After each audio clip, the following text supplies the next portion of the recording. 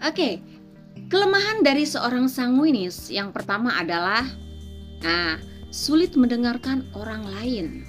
Nah, karena tadi kan kelebihannya dia talkative ya, suka ngomong ya.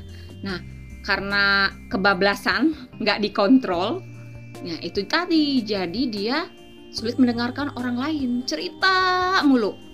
Misalnya gini, kalian punya teman satu geng gitu, kumpul tiba-tiba ada yang, tadi gue gini loh, terus gue gini, selama setengah jam misalnya ngomongin dia terus. Bosen nggak kira-kira yang dengerin? Bosen kan ya, dia mah ngomongin tentang dia terus gitu. Kapan gue mau ngomongnya? Gantian apa gitu kan? Ngedumel dalam hati kita gitu kan kalau ada yang ngomong terus kayak gitu kan. Nah, tapi memang itulah kelemahannya. Nah, makanya ketika kalian tahu kalau kalian itu adalah seorang sanguinis, please kontrol bicaranya. Jangan maunya ngomong terus ya. Harus ada di stop. Oke nih, gue kayaknya udah kebanyakan ngomong nih, kayaknya udah stop. Kasih kesempatan yang lain buat cerita gitu kan ya. Nah, selanjutnya apa lagi? Kalau ngomong diulang-ulang. Nah, kenapa diulang-ulang? Nah, ya itu tadi karena ya tadi talkative tadi ya, kalau kebablasan ya jadi lupa karena pengennya ngomong terus. Contohnya gini, aku tuh pernah ya ngobrol sama ibu ya, cerita, Bu tadi di sekolahan begini-gini loh Bu, begini-gini gitu. Terus setengah jam kemudian aku cerita lagi hal yang sama tadi yang udah aku ceritain ke ibuku. Bu tadi di sekolah begini loh Bu, gini-gini. Terus kata ibuku, loh tadi kan udah cerita ya perasaan ya gitu. Jadi kita tanpa disadari itu kayak suka ngulang-ngulang cerita gitu. Tapi ya itu memang udah kelemahan ya, nggak sadar gitu kalau kita tuh udah cerita gitu ya. Terus selanjutnya itu apalagi membesarkan sesuatu. Nah tadi ini masih terkait dengan talkative tadi ya, suka ngomong tadi itu ya. Jadi misalnya kalau kita kumpul, misalnya ada ibu-ibu komplek kumpul, cerita gitu kan, kemarin tuh gue ketemu ini loh, jangan-jangan sih itu sama si itu. Nah, jangannya itu ya. Itu ya kadang suka dilebih-lebihin, padahal mah ya belum tentu juga kan. Nah, karena itu tadi pengennya ngomong, cerita, seru gitu. Tapi ya kalau ngomongin orang yang nggak bener juga kan ya gosip, ya gibah jatuhnya ya. Oke, selanjutnya apa lagi? Kelemahannya itu adalah pelupa. Pelupa ini ada beberapa hal ya.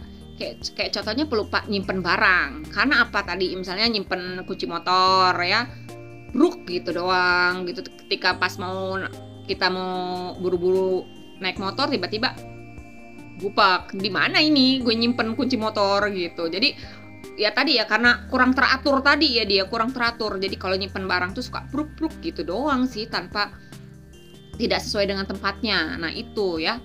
Terus dia pelupa apa juga? Pelupa nama. Ya kalau misalnya gini, kalian ketemu seseorang gitu ya, dia negor kalian gitu misalnya, hey gitu, Din gitu, hey ya, apa kabar gitu-gitu ya. Kita tuh tahu tuh, kita tuh kenal tuh sama dia tuh, ngomong sama dia, wajahnya tuh kenal gitu ya. Tapi namanya siapa gitu, kadang suka kayak gitu nggak kalian? Kalau kalian kayak gitu berarti kalian tuh sanguinis deh. Karena ya itu tadi, suka lupa nama ya, ingat wajah tapi lupa nama. Nah itu dia. Terus apalagi lupa alamat atau denah deh. Misalnya gini, kalian mau ke kondangan, ada denahnya kan. Kita tuh suka kesanguinis itu biasanya suka bingung kalau denah-denah itu. Kalau misalnya ke kanan ke kiri ketemu nih misalnya alamatnya, begitu pulang nanti bisa nyasar gitu. Karena kalau belum 10 kali ke tempat itu tuh nggak akan inget gitu rutenya gitu. Ya memang ya itulah kelemahannya ya. Bukan karena memang nggak tuh ingatannya nggak kuat, bukan ya, tapi karena memang dia pelupa gitu. Oke, selanjutnya apa? Kurang disiplin. Nah, kurang disiplin ini apa contohnya? Suka nggak on time, suka terlambat ya. Misalnya janjian sama orang sanguinis ya siap-siap aja, biasanya tuh ngaret. Atau bahkan tidak menepati janji yang parahnya.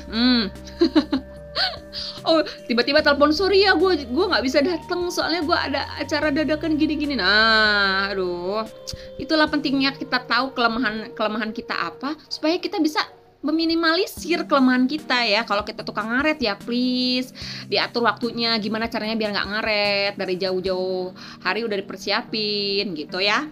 Oke.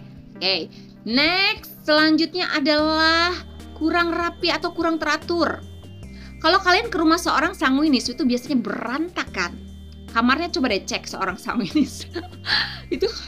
itu misalnya numpuk baju numpuk di mana-mana misalnya ya, atau nyimpen barang bruk-bruk gitu doang, nggak disusun rapi gitu ya. Tapi ya itulah memang ya sanguinis kekurangannya ya. Nyimpen barang asal-asal aja, begitu wayahnya butuh barang ya lupa nyimpennya di mana. Ya udah, itu yang harus diminimalisir ya. Selanjutnya, bertindak sebelum berpikir. Nah, ini kaitannya tadi dengan kelebihan yang spontan ya. Spontan kalau dia untuk berinisiatif ya, spontan dalam artian untuk berinisiatif supaya menjadi lebih baik nggak masalah. Tapi kalau jadinya bertindak sebelum berpikir ini jadinya kayak misalnya contohnya kalian mau ke mall, ada diskon besar-besaran, terus kalian tuh pengen beli karena diskon jadi kalian pengen beli kan, tapi nggak lihat dulu keuangan kalian tuh gimana sampai akhir bulan cukup nggak gitu. Jadi tapi kalau seorang sanguinis ini paling biasanya aduh mumpung diskon nih, kalau nggak sekarang kapan lagi nih gue gitu kan. Ujung-ujungnya ya itu tadi, akhir bulan habis duitnya, kurang duitnya, karena itu tadi bertindak sebelum berpikir ya. Oke, selanjutnya apalagi? Moody. Nah, kalau moody nih kayak gini, misalnya suasana hatinya itu suka berubah-ubah. Misalnya sekarang senang nih, nanti bentar lagi sedih gitu, nanti udah sedih semangat lagi, nanti tiba-tiba males gitu. Ya gitu sih kadang ya. Memang udah bawaan orok ya gitu. Kalau kalian punya pasangan kayak gitu ya udahlah. Kalian harus pahami, itulah sanguinis. Oke, itu tadi kelemahan-kelemahannya ya. Sekali lagi aku selalu nekenin ya. Beruntung banget kalau kalian lihat video ini. Kenapa? Karena ketika kalian tahu karakter kalian itu apa dan kelebihan kalian itu apa, kekurangan kalian itu apa, jadi kalian itu bisa bisa meminimalisir kekurangan ya kan. Yang tadinya suka ngaret, gimana caranya biar nggak ngaret ya. Yang suka ngomong, kalau ngomong nggak direm ya, bisa lebih dikontrol lagi gitu. Yang pelupa, jadi makanya kita harus tahu nih, apa sih kelemahan kita, apa sih tipe kepribadian kita. Nah, dan kalaupun kita tahu sudah nih kelebihan kita apa tadi, ya kita bisa tingkatkan lagi supaya jadi lebih baik gitu. Oke? Itu tadi ya karakter dari seorang sanguinis. Jadi intinya ya, seorang sanguinis itu ingin jadi pusat perhatian biasanya ya, karena tadi dia memiliki kemampuan komunikasi yang baik dan bersosialisasinya juga baik gitu ya. Contohnya apa?